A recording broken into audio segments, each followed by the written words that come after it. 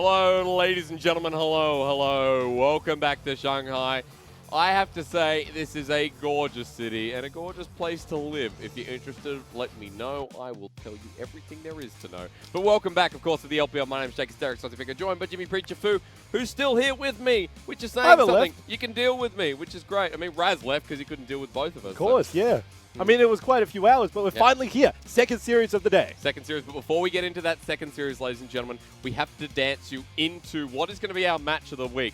Forgot to let you know about this earlier in the day, but of course now's a very good time to do it.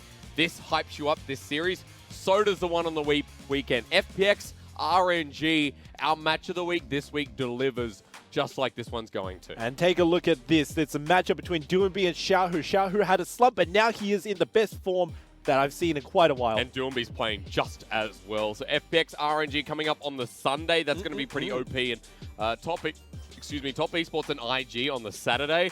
This week is getting some bruiser matches out pretty fast, like this Top Esports taking on Rogue Warriors. And this is it. This is not just top versus bottom. If you take a look at the schedule, you need to shut that out of your mind because we are going to be talking about how these two teams got here. Yep. And I'm going to make the argument that this is a ridiculously close series. And the only reason why it's a discrepancy is because strength of schedule. Let's take a look at the past, okay? So for TOP, they took down ZWuJi and they also took down Dominus. Yep. Two teams that you would rate would fall down to TOP. However, looking at the other side, Rogue Warriors, they had an upwards task of battling RNG and also FPX in their first 2 weeks. So, yeah, it's no surprise that they don't quite have the score to reflect their strength. If you're wondering why we're hyping up Rogue Warriors after the spring split, is because it's no longer that rookie roster. It's no longer the 14th, 15th place team that we could have expected coming into summer for this split.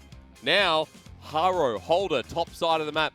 These are the players that you want to get hyped up about because they are the recipe for success. It looks good. Take a look at what's on your screen. 68% kill participation for Haro, but then there's an 81% for Holder as well. He manages to beat that as well. It means that he definitely wants to play with the team, but it's not him moving towards the team. It's him always baiting in the enemy, making them think that there's a pick onto him, and then the rest of the team collapsing. So I think that it's a matter of seconds that makes Rogue Warriors. We've seen some sick outplays on that note by Holder himself, and Haro has been in his element. And what I love about this is now that Haro gets his own identity on this team.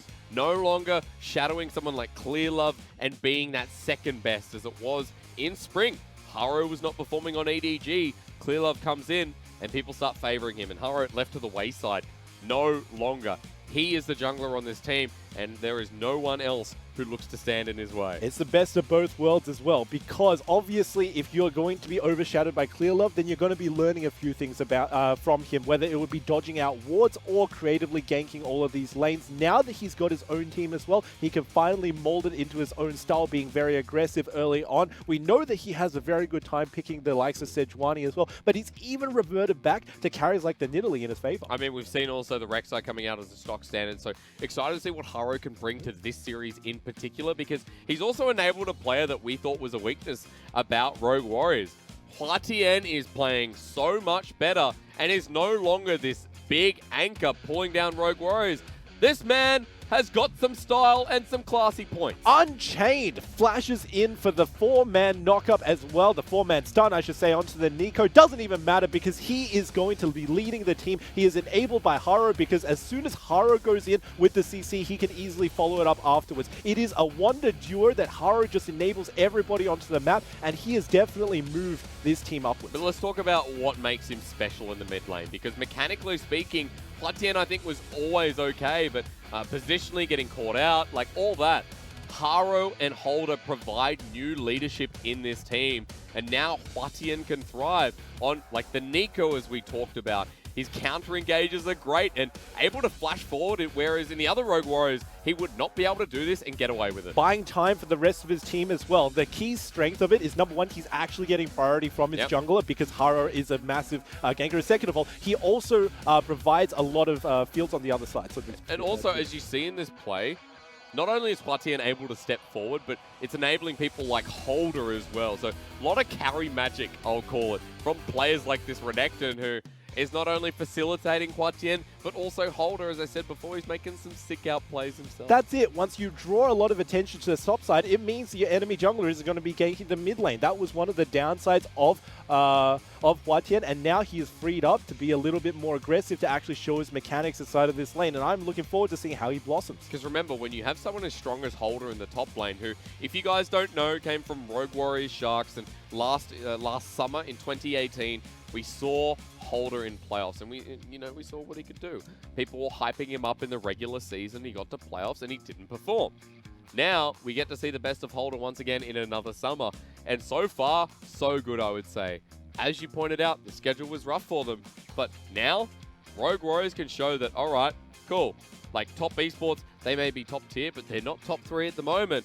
They have to prove that themselves. Exactly. And top, while they have rebranded to Top Esports as well, TES, and they have also got these 2 extra wins under their belt, they haven't really displayed anything unique. So, for instance, they haven't showed any unique strategies, they haven't shown any outplays. It's just mechanics all around and just being straight out better laners than their opponents. I would argue to say that Knight so far has had some pretty sick outplays. I mean, yeah, that's just individual also, mechanics. 369, fix your hair. What the heck is going on there? Ooh, he just slid it back. Man, he is going into some Naruto universe if I've ever seen one. So, while 369 fixes up his hair, we were going to talk a little bit about Holder going into him today, because this top lane matchup is pretty hype. And while we take a quick look at the lineups, yeah, full screen, that's how I like it. We'll start with top esports. 369, XX, Knight in the mid lane, LokeN and Ben your bottom lane, and of course ZWuJi your coach. Star-studded roster all around, and even XX to round it out. They can play towards whichever part of the field they want, but their opponents are Rogue Warriors. Holder in the top lane, Haro in jungle, HuaTian mid, ZWuJi, and also Huanggai in bottom lane. It's old man Huanggai! There he is! Yay. I'm happy to see him back. He had such a great performance. left at the wrong time, man. He loves Huanggai. He calls him an old man, even though he's like 23, but he looks like he's from the Stone Age. He's like 40 years old. And he also plays as if he's that rock solid as well, because if you take a look at him, Alistar and also the Morgana from last split, pretty good. Now, I think you're letting people down, because when you say he plays like he's rock solid, people like he's played Malphite support. But look at him. That is an old guy. I'm going to say it right now. That's Huanggai for you. So, not going to be Kahlua, at least in the very first game. A lot to talk about there because their champion pool differs just slightly. A lot of Morgana, as you talked about, coming out before for Huanggai, and the Alistar as well. He's diverse as a support and has been working well with ZWuJi. More importantly, it's a different play style between him and Kahlua. Kahlua likes to stay in lane a lot, whereas in this game, we're going to see Huanggai. He's known more for roaming around, making plays around mid lane especially, and also following his jungler to provide extra security, to provide extra wards as soon as his quest is done on his support item. He is just that player who leaves his ADC, not necessarily to the wolves, but for the betterment of his team. Yeah, he does. The roaming support, as it were, and more to the style of Lumao. And also remember Kahlua, he's been known to go for a little bit of a roam himself. So for Rogue Warriors, still the bottom lane identity is there as Mr. Crunch Time comes in again. It's Dorito time, baby. Top Esports and Rogue Warriors is underhyped. Let me build this up for you. After the first series went for 5 hours, this one, I don't care if it goes for 10. Rogue Warriors, Top Esports. This, it could be our match of the week as well. Even though Rogue Warriors are 0-2, they've got another hard schedule, and they need to prove they're up where they belong. Now, check this out. I have taken a look at their bans, and they are banned Olaf 100% of the time. I'm talking about Rogue Warriors, that is. So I would be surprised if they let it go now. If they do, then that means that Haro would actually have adapted to it. Preacher, it's going to be banned by Top Esports, so still for Rogue Warriors. I don't know if they lose the percentage. I think it still gets added by that anyway. For Haro, aggressive pick. He likes the Rek'Sai.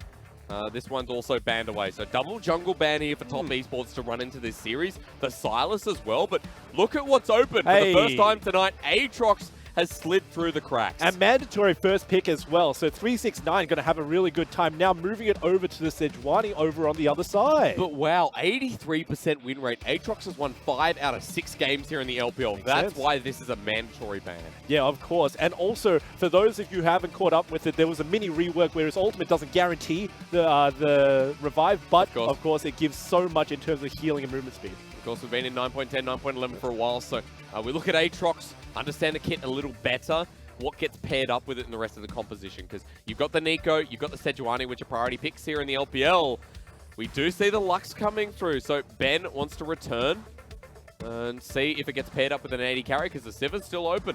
This is a really solid pick right now, even just for the support matchup, because as the more CC you can provide for the rest of your team, the better. It is always going to be shielding and CC, and also potentially move forward as well. I'm interested to see the bans in the second phase, because if ADC bans do come out from Rogue Warriors, I would expect a Sivir to be relied on just for moving forward. Sivir, maybe the Lucian as well there. We'll see what gets paired. At the moment for Rogue Warriors, a priority towards one of those flexes. What's going on? Because ignore that, Annie, don't worry. Top Esports have gone for the Trundle again. The natural counter into the Sejuani. Rogue Warriors have a couple of choices. They can still play with this. It's still technically a flex, because we have Renekton's mid in the LPL consistently. And it is unique to the LPL that we see a lot of Renekton's mid. I wouldn't even be surprised if this fell into the hands of HuaTian. We still need to see the matchup though, especially for Top Esports, to see whether he wants to rotate at mid or top. We've seen that he does really well into Sylas pre-6, so that is definitely a really good matchup. Unfortunately, he is banned away inside of this game, so yeah. See the cannon as well. Take stock of what's getting banned here, ladies and gentlemen, because it's still around the flexes. Jace, Aurelia, Sylas, Rise. That's 4. We still have the Camille, which has been played by Knight. Yuumi gets banned because Rogue Warriors don't have a support AD carry combo just yet. They've locked in their top side of the map. And Top Esports can start getting rid of that quickly. Wouldn't be surprised if maybe we see the Sivir ban from them. Of course, either that or just pick it up, because Rogue Warriors, they do need something in order to propel their team forward. You've got a couple of dashes, but the movement speed would be a little bit better. There we go. Banned away by Rogue Warriors instead, so they don't want to first pick it coming out of the second ban phase. Now priority falls on both the Lucian and the Xayah. Time to see which one falls into which one's hands. I would like to see the Xayah onto Rogue Warriors, especially just because of the AoE synergy that is provided by the rest of the team members, but it is really a preference. I think a preference for me, though, Preacher, would be... no point saying it anymore. Yeah, I was going to say another support ban onto Huanggai, but is Morgana still open? Whether we see that in a composition that really can go forward. Morgana, very valuable. So, Rogue Warriors, 15 seconds to decide, but like we're talking about with the AD carry, also, who helps you go forward? Yeah, it's definitely this pick. It's the Sivir Light, Sivir Ultimate Light, but it still does propel everybody forward, which is so essential for this composition, because we were talking about how exactly does Neeko get into the deeps of the enemy team and really get her ultimate off onto multiple members. That is a prime way for the Karma to deliver her. Yep. Going to be support Karma, of course. We know that now. But Top Esports, look, they've got flexibility in the top side. What is a safe blind to wondering what is actually going to be up there? Against the Neeko, against the Renekton. Yeah, give him a Victor. It's very interesting if it is Victor locked in, because that would suggest that Knight is actually going to pick up Aatrox into the mid lane. If he takes that into HuaTian as well, then that is going to be a rough matchup for Rogue Warriors. It's going to be a really unsafe laning phase. Remember, I will keep in the back of your mind that Aatrox can still go in the top lane. He can. Yeah, he can go either. So I'm fearful for Rogue Warriors if they misalign their picks to send the Neeko into the Victor and also the Renekton into the Aatrox. Well, we've got some time to think about that a little deeper, because Xayah's been locked in here. So Xayah Lux bottom lane. A lot of tether, a lot of root. What does ZWuJi do? Because he's an Ezreal player. Ezreal available. Doesn't want to go for that. Wants a hyper carry potential or something that's just going to smack him in lane. They're going for the backwards. They're trolling us, right? But you know what? Karma, Ardent Sensor, onto the Renekton, onto something like this Vayne. Oh, yeah. Okay. Why not? I mean, it's for the matchup because you can easily dodge out the light binding from Lux, so that does work in your favor. But other than that, the range advantage and also the poke from the Q of the Xayah will be painful. So don't look for the laning phase. It's more for once you get scaled. The question is, how exactly are the resources going to be fed to ZWuJi? But let's see where everything goes, because there's a cleanse on the mid lane, whether it is going to be the Victor in the end. Looks like Holder will be taking Renekton top now. He's been playing this quite a lot, so I'm not too surprised there. And to be fair, HuaTian, we just watched the whole highlight reel of him playing Neeko. Does make sense. Going up against the Victor, Renekton into the Aatrox top, and it just makes the matchups more fun, in my opinion. Yeah, just wait until the level 6s. That's really what I'm thinking. And if you wait and let your junglers go secure, this is going to be one hype series, because I want to see how XX plays against Haro in specific. They are both extremely smart and aggressive early game junglers. and it's up to their pathing in specific to dictate who gets the lion's share of the attention in these games. A lot to break down in this game. Rogue Warriors coming off the back of a 0-2 start into the summer split against FPX, RNG. It's hard. Like, they've got such a rough schedule to kick off the summer split. And then you look at top esports and you're like, hang on, we're top verse. Well, top verse ZWuJi Gaming, who ZWuJi 2-1. Oh, right, sorry. Top 2-1. Yep. ZWuJi took them to game 3, excuse me. And then the 2-0 over Dominus Esports, who don't look playoff ready at the moment. So there's an argument to be made that top esports have had such an easy start, whereas Rogue Warriors have not.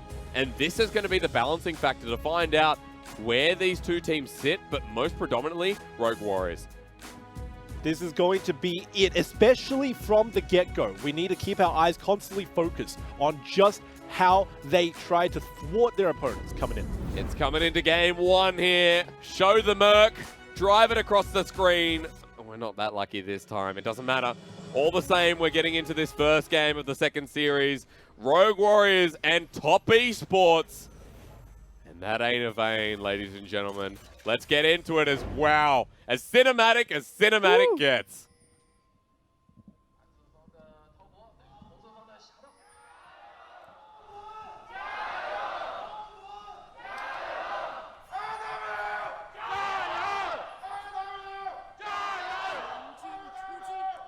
That got worse and worse. He's like, holy moly, I broke my voice, and I'm coming down. But at that point, you're already committed. So this is when you know there's the problem that LGD, much like TSM in America, which to be fair, TSM died down after a couple of years. So not like when LGD. TSM's playing, but no, not the team, Breach. I'm not talking about the team, I'm talking about the chance. of course. The LGD chance have just fired up here, so give it another couple of years and the meme will be gone.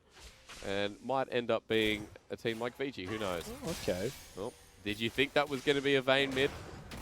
I didn't think that, but what I need to keep an eye on, of course, is where these guys are starting. So this is interesting that Haro has actually opted to start on his red without any assistance as well. Sejuani doesn't do that much damage earlier on in terms of the clearing speed, so he's always going to be later to the punch, and XX is always going to be forward. So when you take a look at both the setup coming out from Knight and also potentially from Ben in the bottom lane, it heavily favors TES. I would really like to take a look at this Karma because Huanggai has opted in for Comet, and last time we saw Karma support, I believe it was Comet as well.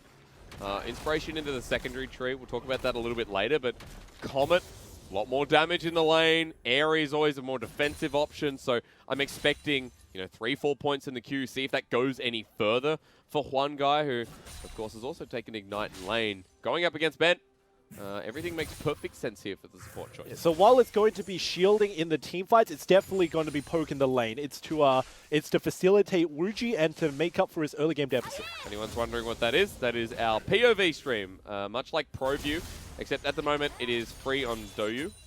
You can go and check out the link. All you have to do is go to Douyu, and you can find your own way there. So ProView going to be on night 9 this time, and he's taken Unsealed Spellbook on the Victor, so that's quite curious. Definitely want to watch out for that one because it shows his choices in terms of when he wants to pick the TP as opposed to the cleanse, and just how smartly he uses summoners. Also cleanse in this lane, going to get out of the Tangle Barbs quite easily. Preacher, we didn't get to break down the compositions here. As always, we always start the game, we're like, holy moly, there's mid-skirmishes. In the LPL, it is super hard to talk about compositions because already you can see XX is looking towards the top side with Holder pushed out, and the bottom side are pushing out as well with Haro very low clearing his Grom. But while we do have time, Preacher, walk me through what top have drafted and how this can get them into the mid-game, where Rogue Warriors look pretty strong on their mid-game. So it's definitely a 1-4 where 369 plans to teleport into team fights. You can take a look at the 4 members of TES, which is everybody except for the Aatrox, trying to hold their own. You've got a lot of pick potential coming out from Ben as well. So everything is facilitated very nicely to buy that time for the Aatrox in the side lane. Obviously a very strong champion in the current meta. Taking a look over at Rogue Warriors and how they want to counter that in specific, it is more or less just buy as much time as possible for the scaling factor, because you got the Vayne and you've also got the Karma, who wants maximum points in both the Q for lane and also the shield for team fights. You know what I want right now, though? I want to stay on this top lane because Holder into 369 is where it's at. We hyped this matchup coming into this series as to what it would be. Well, XX wants to start influencing it more. This is good. And he's got a great angle. And if he gets this early gank, it could prove disastrous for Oh my Holder. god, I think 369 could actually solo him, but XX is coming in to make sure he can't escape. Flash is available, Slice and Dice is there, he burns it, and that's an easy gank there from the Trundle. Already a flash down means that 369 is going to be running rampant. Take a look at where the Sejuani is for Rogue Warriors, not anywhere near the top side, so by the time that she even comes here to facilitate, already gone and already reset the lane. This is an excellent lead. Just back to CSing, that's all he can do at the moment. Double back now from 369 and XX in that top side. And a Kindle gem picked up early, refillable potion in there, control ward as well. The priority on vision here, nice and early from top esports. Yeah, this is what we expect because Sejuani is always going to be slower in terms of the actual clear speed than the Trundle just because she's more tank oriented than damage oriented, and XX will always be able to get off one free gank over Haro before he backs. We're seeing the replay for Ants in the bottom left hand corner, not sure why. They just decided. I mean, it was a good gank. It was a flash burn. Yeah, I just put it full screen, you know? Just interesting. I'm just so picky tonight. You are. I would also like to point out that Holder has picked up the Executioner's Call. So that is a very early pickup, preparing for the level 6 mark of 369. Mandatory as well into the Aatrox, might I say, and also into XX if it's going to be a 2v1 or a 2v2, denying the healing from Trundle is going to be huge. And Haro's coming up to the top side. He's not level 6, but he can still inflict some damage. 369 was in a good position that he's probably going to have to... No, he gets it. Yeah, that's a feels good as an Aatrox. Yeah. Ward cleared out, though, so Haro can rinse and repeat or go for a cheeky dive. Maybe even an invade, but there's nothing here on this blue side. A huge amount of time wasted for Haro, whereas in comparison, XX is farming the bottom side of his map after he just took his top side. He's still going to be firmly in the lead. The question is how XX is actually going to make his way into the bottom lane, but we're yet to see because there is still the setup always available. At least you can say that for the side of Rogue Warriors, the top side of the map are winning. They've got a CS advantage, one that has just been negated as trade's always going to be bigger from the Karma, but then again, LokeN sends out the feathers and makes it so. And it's also double points into the shield for Ben, so you can see it's deceptive in terms of which one's going to come ahead. Yeah, of course, the shield max is standard here for the Lux support, so excited to see how that traverses out because of how aggressive LokeN's been, but Holder not winning this top lane as much as we thought he would, but the mid lane for HuaTian is an improvement. That's a lead against Knight. It is. It means that he's going to have a good time transitioning. I mean, it's a Victor of all things. So naturally, he's going to take some time in order to get his augments as well as other things, which will buy HuaTian the one-item power spike that Nikos have been known to get, and to get that ultimate off way before Knight can have an impact. This comp likes to go fast, and let me just tell you that a comp that likes to go fast getting double cloud, it's okay. Especially for the Victor, when he presses Q, he's after you. So after getting the Dragon, XX walks up to the rest of the camps and starts stealing them away, while Haro was doing the same thing, and he's still posturing around where Holder is. Making another return game. As the Glacial Augment, or rather the, what's it called, Glacial Prison, there's a flash burn immediately by 369. Not willing to take the fight. The respect flash, because of course there is always the heal denial, so even if you did pop your ultimate, not guaranteed to have any sort of interference. It's a good build from Holder, and now they've got to push more. It's turning into a dive. The World Ender comes out immediately. He's stunned underneath turret. The Prison is there as well, and they get first blood. It ends up working out, and Rogue Warriors ahead. 2v1, not respecting it. XX all the way on the bottom side of the map, not making an impact for himself either. And Holder is put into a very good position in this lane after being denied. Well executed there by Rogue Warriors. The top end jungle that we hyped up. Haro, you should know. Holder now, the name will stick on the back of your mouth or wherever things stick. At this point, gold lead, turret plating, CS advantage. Renekton in a firm grasp. And it's great to see Haro actually adapting towards this, because there was the control ward in topside. So there are two options for 369 after it's cleared. Either he dumps 75 gold on another one, which is inevitably going to be cleared, or Haro gets a free gank off. He chose the second option because 369 wanted to get his Black Cleaver very early on and paid the price for the greed. And remember, that's first blood going over to Haro, so he's able to get up an early Cinder Hulk and start working towards that second item, which tonight on the Sejuani, we've seen the Zeke's Convergence, the Knight's Vow. Supportive items. Yeah, very supportive items. So it could be anything at this point. Nice binding there by HuaTian. He's still winning out this lane, by the way. So not only good news in the top lane, mid throughout as well. And bottom lane, the Vayne matchup keeping stable. While 369 has found himself a cheeky HuaTian. The Chaos Storm comes out and the Chameleon just scurries away. I do believe he also showed his face very briefly in mid lane, which means that that tells Holder to push this very fast. And he could be converged by Haro. Tackle him! Nah, just get the scuttle crab. He doesn't want to take it. Holder was there as well, so smart move from 369. I feel like they would have just committed. Wow. That is really punishing when you can't actually finish it off, but you waste the majority of your time. He could have been clearing the minions in the top lane, and you can see the discrepancy already. 74 to 82, that is the difference. Holder was hard shoving as soon as he peeked his head in mid. And not only that, like, let's look at the things that maybe can't be seen, which is deeper vision towards that blue side. Control now of the top side river around a Rift Herald that is just spawning.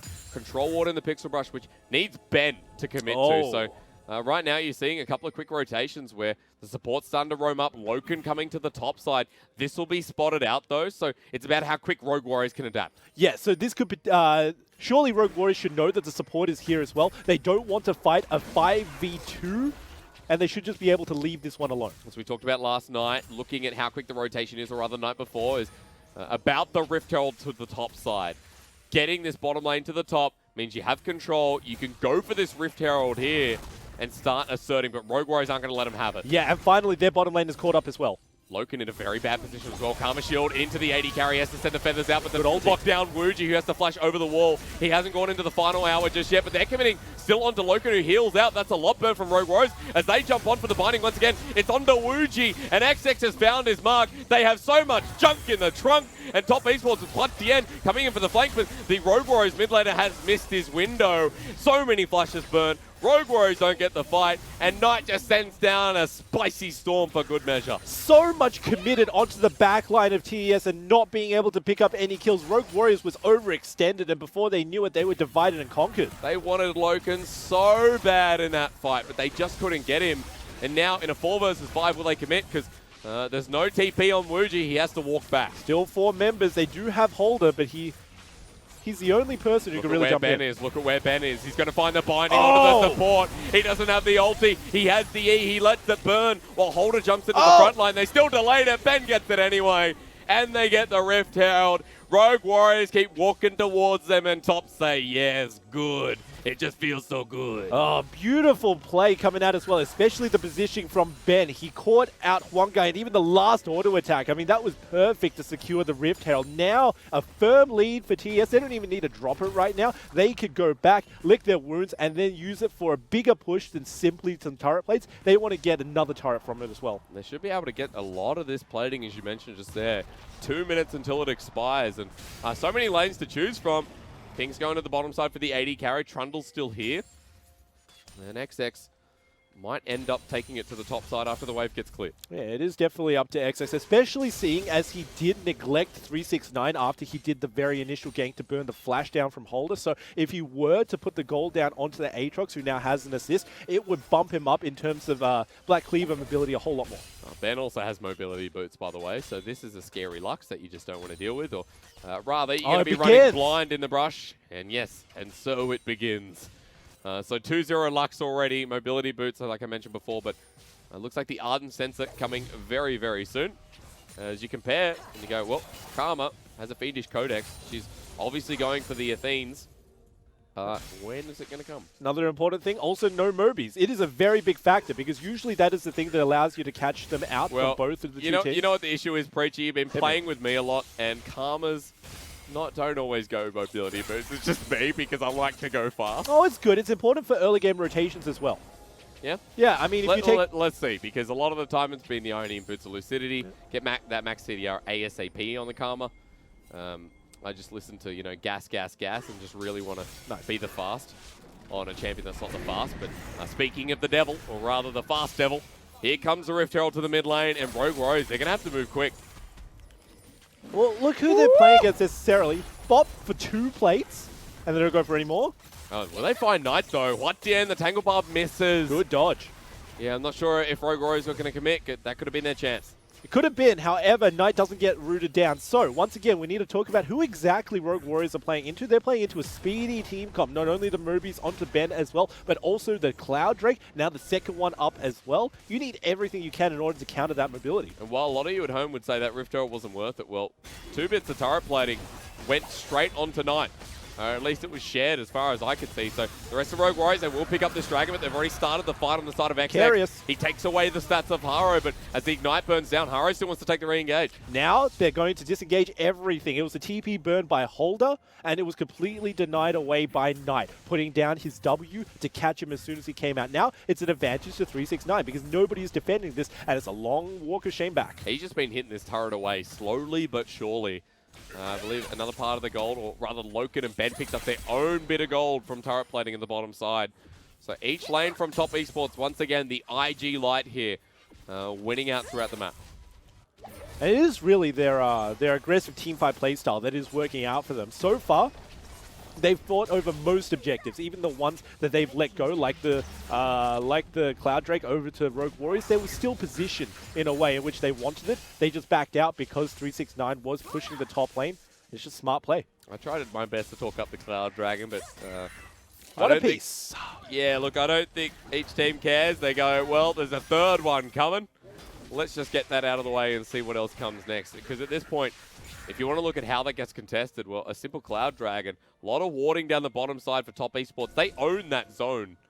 While Rogue Warriors pinging towards the top side, they want to establish vision early, make sure the river's safe, because Top Esports roaming up to where now ZWuJi and Huanggai have made themselves. I mean, it's funny to say that it's going to be 3 Cloud Drakes, but take a look at the team composition of Top Esports. Besides the Aatrox, they don't really have a front line, and if 369 doesn't get a kill before he dies, then he's not actually going to get the revive either. So all of that works in the favor of Rogue Warriors if they can find a pick. So those Cloud Drakes might actually do more work than you'd imagine. Let's not forget that XX is going to be the front line here. Like, Trundle is going to be a huge late game wizard. Sorry, troll, that's it. Actually, trolls can be wizards, so I'm sorry.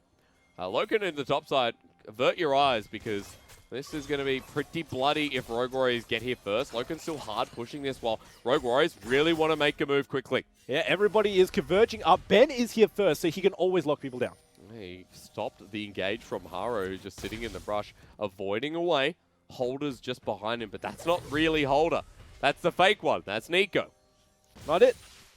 That's the real Holder. Okay.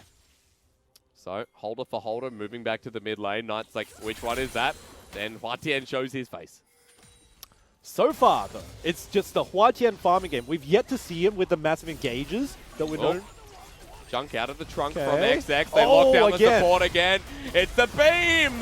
Ben's going to get locked down by the Permafrost. Haro's still running for him. He just engages him, takes him out, sends him to the death again. And LokeN with his feathers out of the way. The flail comes through. Haro flashes for the double, but a great blade caller here. Pop Blossom down. Rogue Warriors still taking this fight. It's theirs. They continue to run forward. HuaTian flushes in with the Tangle Barbs. But there's so much trunk in the junk this time. And Knight underneath turret needs to be careful because he's still down low. Top just baited themselves into his we're still going. Holder's going to get knocked up. Bop him. 369 just says, come here. That's a solo kill. I was about to say, on the top side of the map, Top actually baited themselves into it because Ben has no points into anything except for shield. So everything else did barely any damage. And he was standing still for most of it, which allowed Huanggai to tank it up and then Rogue Warriors re-engage. I mean, it's not a singe, but sometimes you don't chase the victor.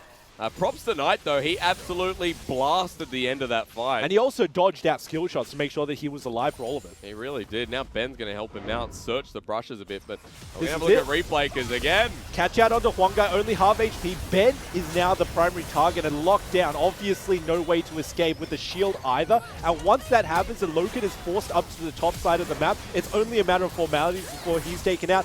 No more damage coming out from the backline means HuaTian can just clean it up. Good cleanse from Knight as well to get out. Burns the flash and then this.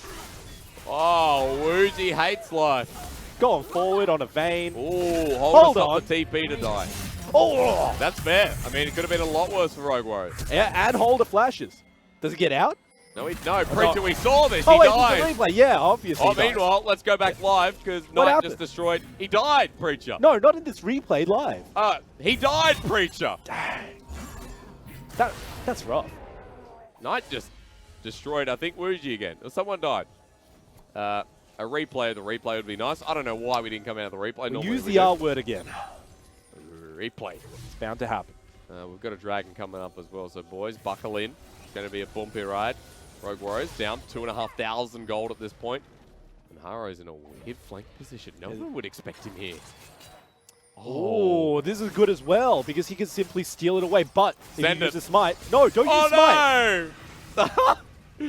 Blade caller. Look, props to LokeN, sure. I don't know if he saw him there, but he's like, oh, there's Sejuani here, guys. It's good reactions.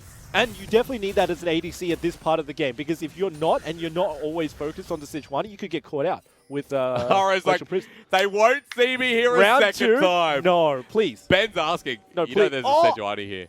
They don't know. I don't think they there, know. though. There's 5 members moving mid. Now it's irrelevant. Unless they come back to Dragon. What are they doing? Is Haro AFK? No, he's not AFK. Oh, he's finally moving back. Now he's spotted. They're like, hello. Over the wall. That is a fun sound when he Arctic assaults. But top esports, they see Haro and they say, well, that mid lane turret was free.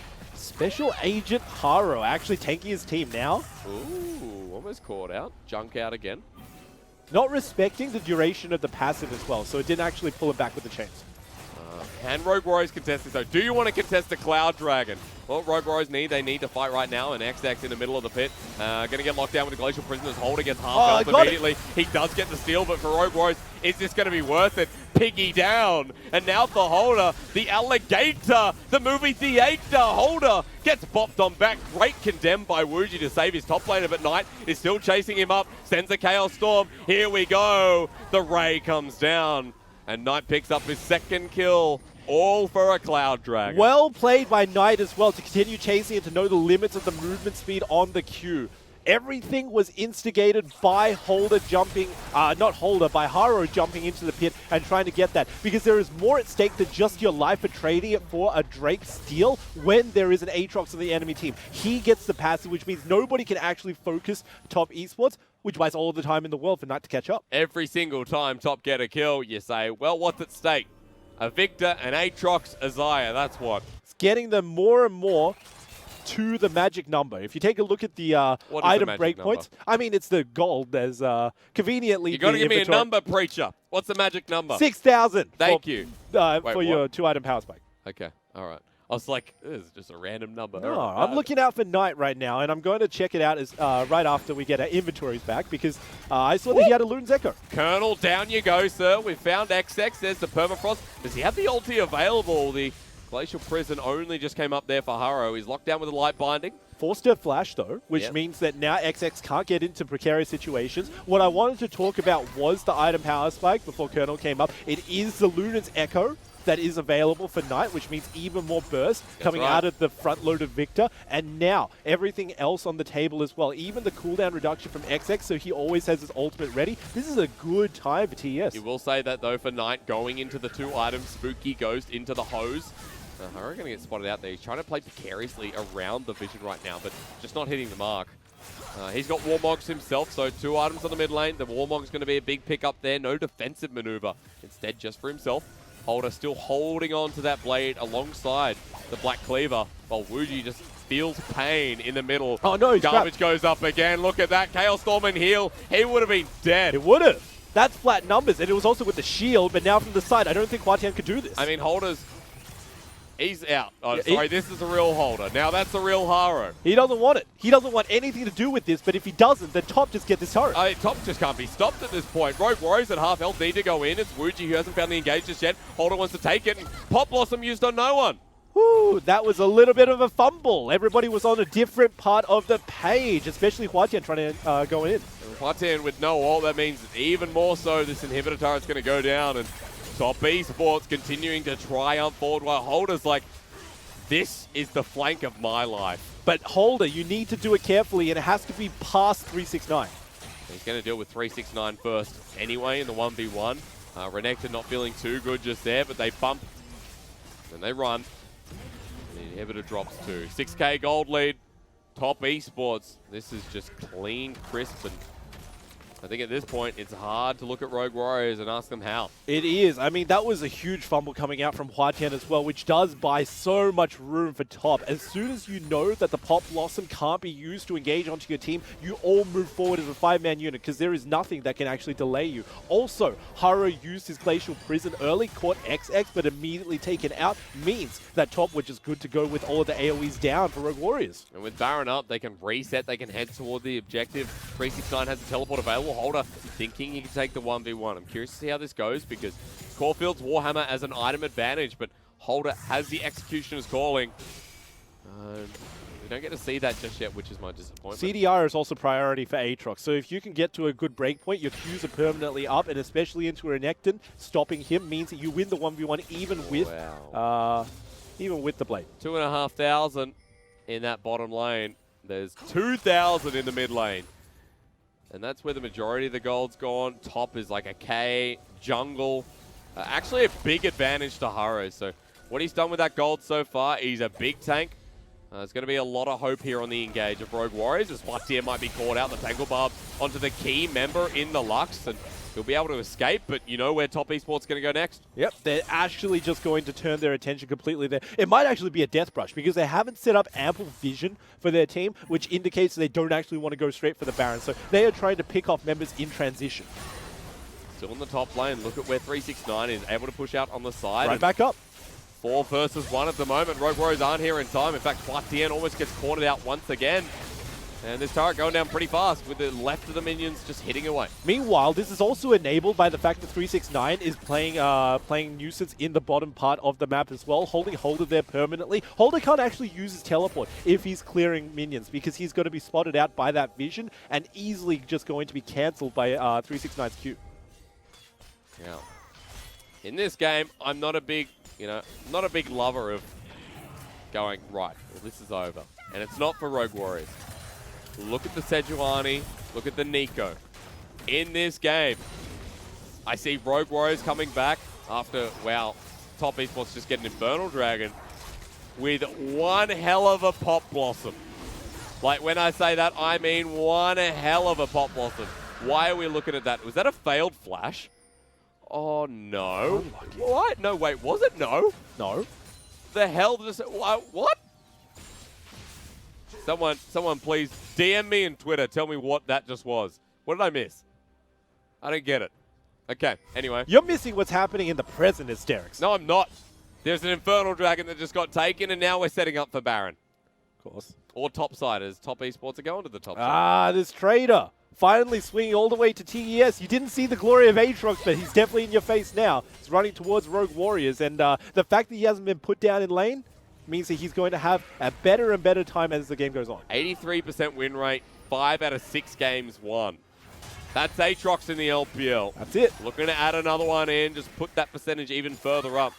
Top Esports in full grasp of this game, and now Death Dance picked up for the Aatrox top. Who knew that if you put a team fighter into a team fight meta, especially a team fight region, then he's going to do really well. 369 also being a very good front line along with XX. They're pseudo front lines, but right now stealing the tank away from Haro means that they can get beefy up there.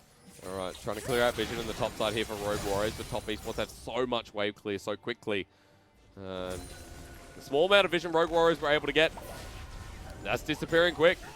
And it's interesting to see that Ben's actually using his E as vision, not necessarily as damage. Obviously, as a support Lux, it's a good use of it. However, it's worrying that there's still so much vision that is not cleared away by Rogue Warriors on the bottom part, on the top part of the map around Baron. It means that Top are simply looking for the team fights rather than the actual Baron, and the Baron itself is acting as a bait to enable them to fight Rogue Warriors. I'm just super surprised that we have tier 1 here it is. on the Karmos. Rogue Warriors might have found their pick. Teleport coming in. HuaTian gets the slow on to no one. Misses everything as LokeN sends himself up. Pop Blossom's down. LokeN flashes out of it. What an AD carry here from Top Esports as 369 jumps on. Knight as well with everyone else. There's no Pop Blossom to look forward to as ZWuJi going to be hit 1, 2. Oh. No blast cone for you.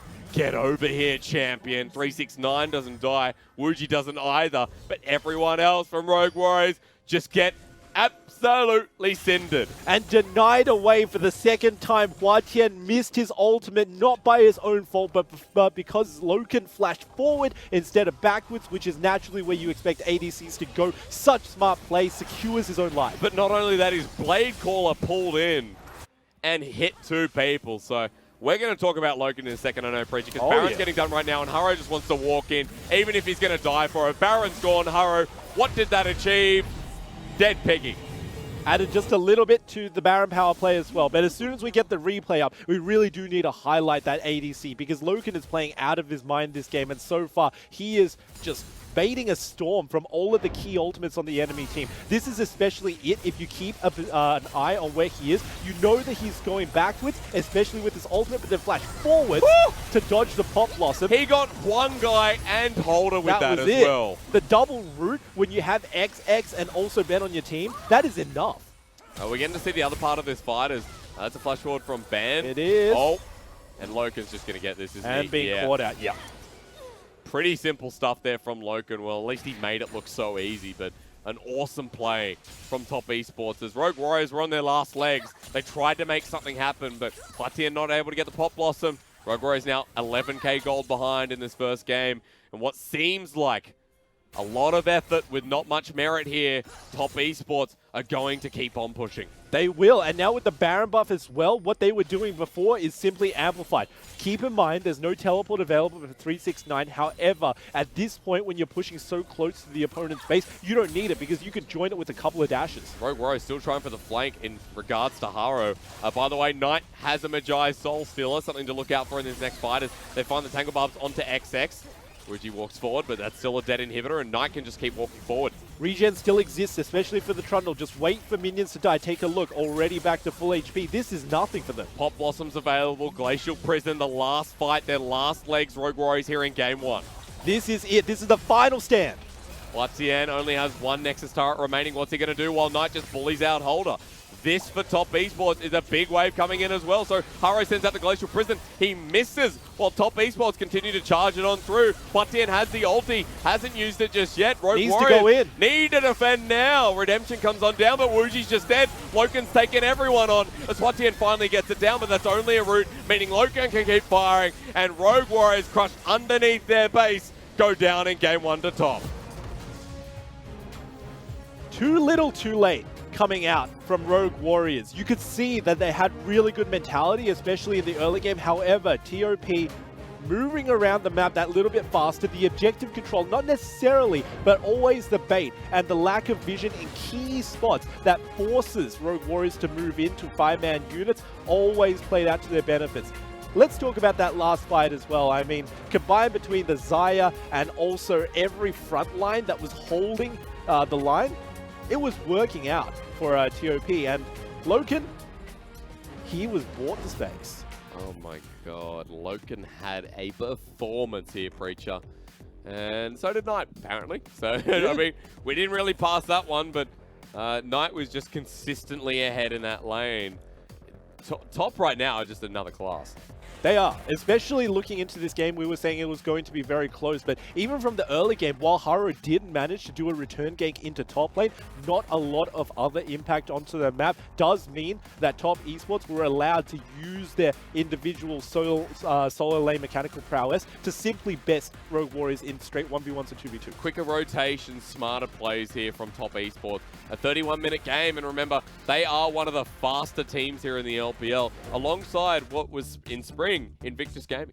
They were, and in this game it really did prove that they could play a little bit slower as well. It was the methodical plays combined between always baiting around 369, and especially that last fight when even he couldn't join but it was still outplayed. You knew that this team was destined for success. I have to keep a keen eye on all of those Pop Blossoms that didn't quite hit onto LokeN as well. Yeah, no, I'll agree. The Pop Blossoms there in that game, underwhelming. First, second one, not bad, but HuaTian in a very difficult position. And he was. This is what I both love and hate about Rogue Warriors, is that HuaTian now, a lot of the times, the Nico, you put him on a position where he has to carry, he has to get one of those, like, a really good ultimate. He did in the replays that we showed earlier on. This game, not so much. Yeah, and it was really a matter of the fact that this Nico needs a diving buddy as well. So Holder naturally pairs with it. You see a Renekton can double dash forward and be the front line to even the front line Nico as well. However, as soon as he wanted to go for the engagement, there were plenty of good engages in which you could see HuaTian, good angle and also good distance on the ultimate. Holder was already poked down to half HP, couldn't enter. This game was a good testament to me of how Top Esports are like recovering from the semifinals against Invictus Gaming and coming into the Summer Split strong.